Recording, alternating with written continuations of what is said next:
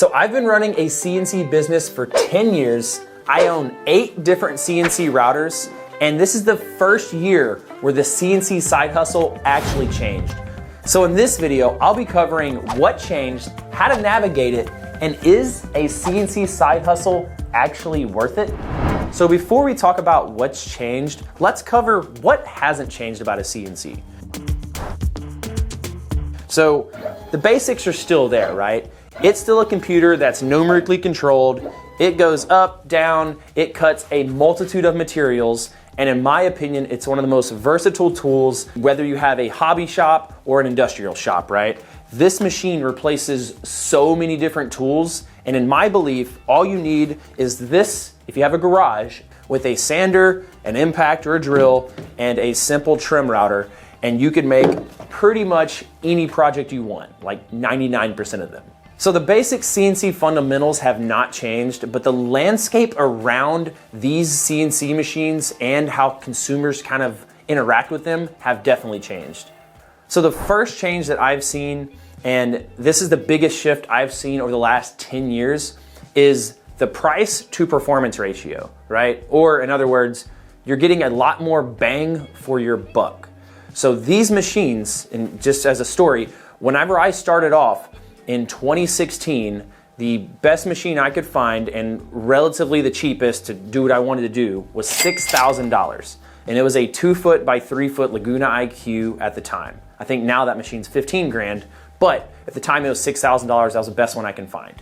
You can now get machines like this Shapeoko, like an alt mill, like a Onefinity for relatively cheap, right? You're talking 2, 3, 4 grand.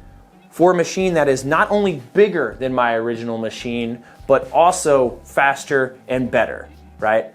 That's insane. So over a 10-year span, the cost of a CNC machine has gotten relatively cut in half, right? As opposed to the performance. And so if I was starting off today, I would have spent less money and would have been able to scale faster because these machines nowadays are serious, right? That's where the prosumer industry has came up at. And so why has this change shifted so much in the last year?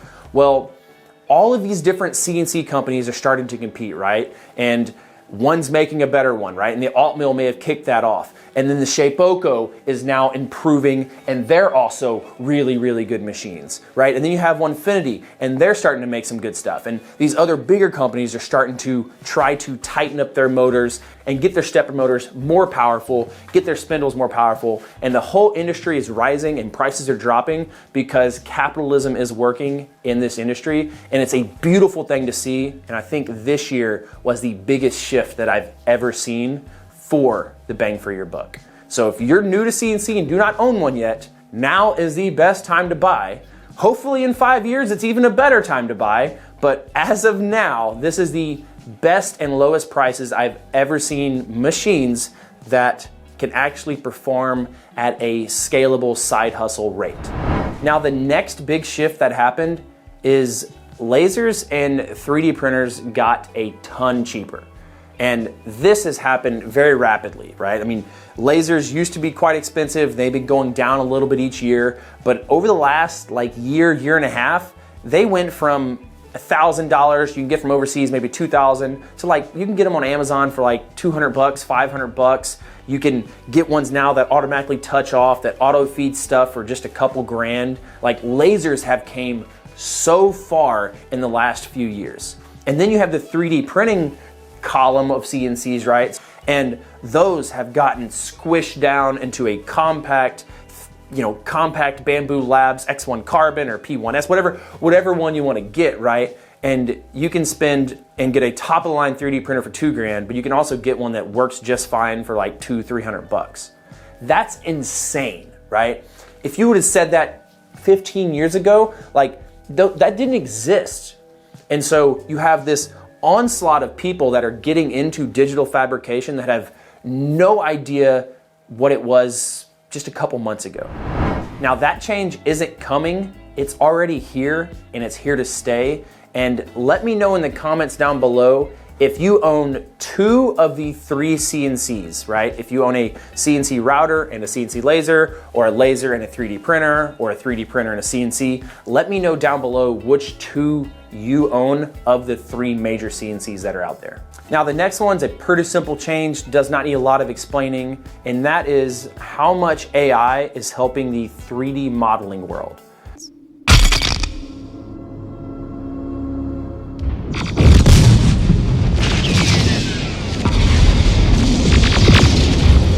So there's a program called Easy Create that came out by Vectric, and it literally allows you to, let's say one example is take a picture of my face, throw it in there, and it can 3D model my face. Now, if you are not familiar with CNC and modeling, that used to take a very long time and be very difficult. Now it costs like 50 cents. Insane, right? I've been doing CNC for 10 years and still do not know how to 3D model, and whoop, don't have to anymore because of all this cool AI stuff. So the 3D carving game, which the CNC is very, very good at, just got really, really easy, right? CNC is still a little pricey, but the carving game just got opened up to everybody, not just the people that are really good at modeling. That is a massive change. Now, the next change that I've seen in this CNC side hustle landscape is arrogance has gone through the roof, right? Because now you have 3D printers getting cheaper, like I talked about, lasers getting cheaper, modeling software getting easier. People think that they can just buy a CNC, it's plug and play, and it prints them money.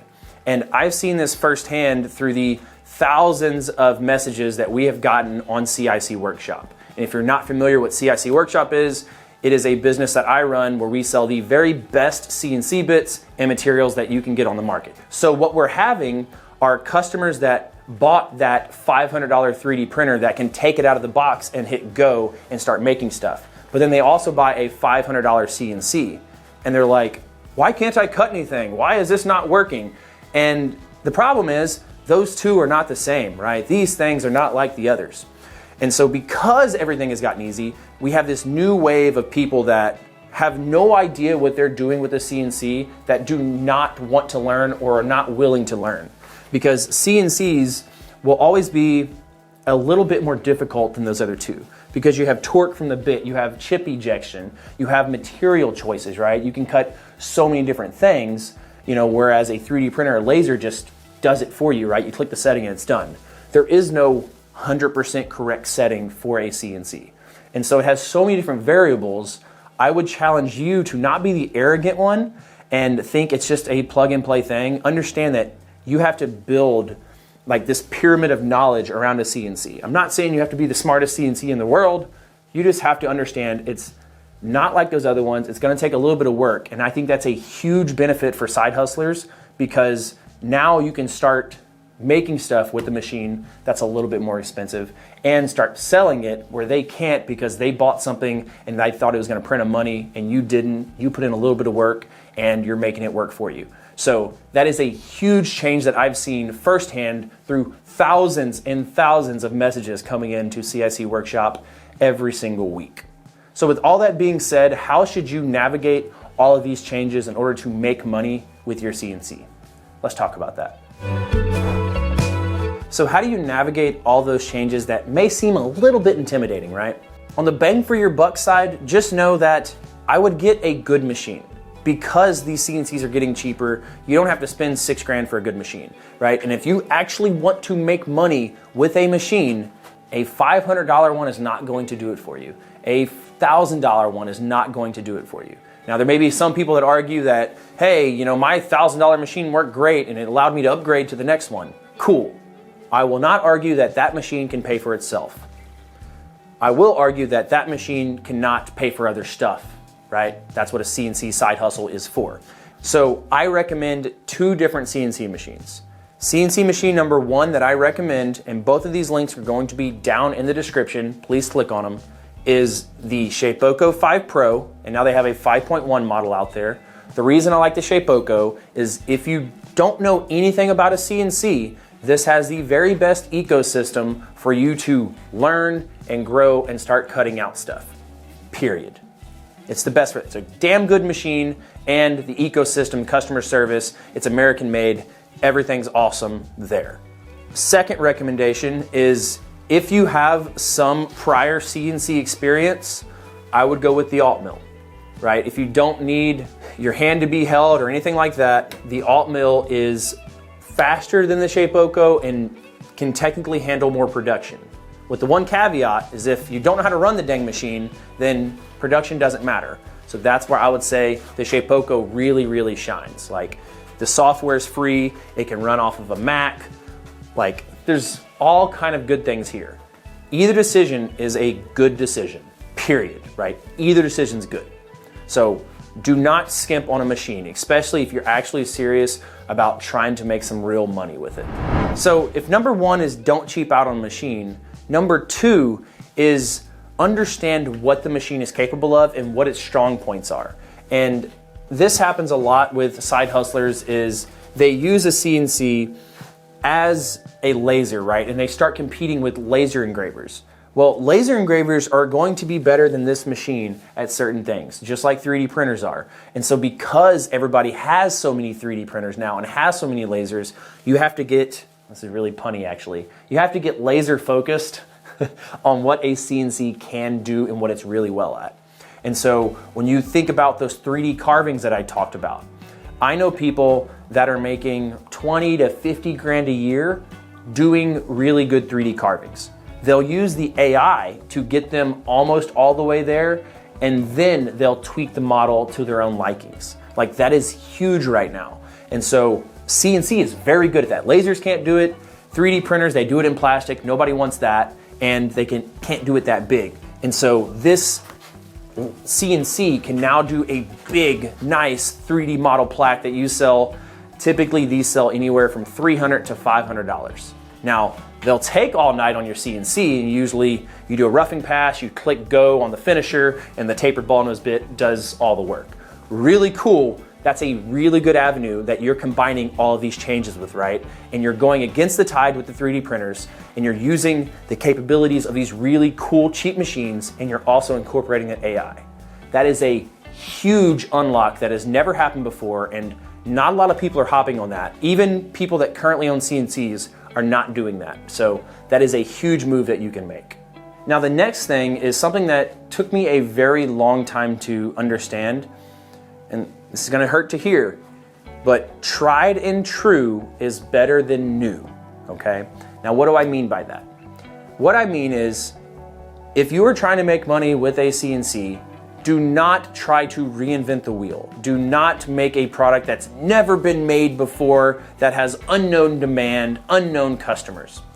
It's a recipe for failure. What you wanna do is find what already sells and just do it better with a CNC, right? My dad sells these little deer mounts, okay? And this is like a little European skull mount thing. This is like a black back plaque for it. He does thousands of dollars a year doing this. Side hustle idea real quick, guys.